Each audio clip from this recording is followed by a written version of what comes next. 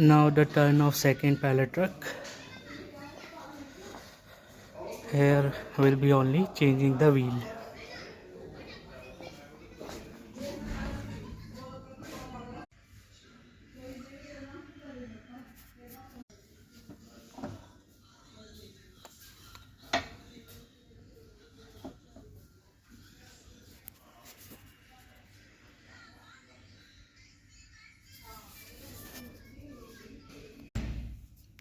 The wheels of second pallet truck has been changed.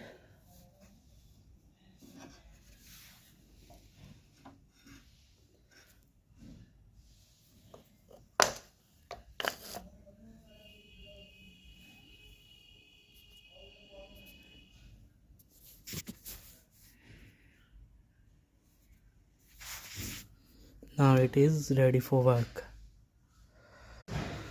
Now the pallet truck is ready and properly working.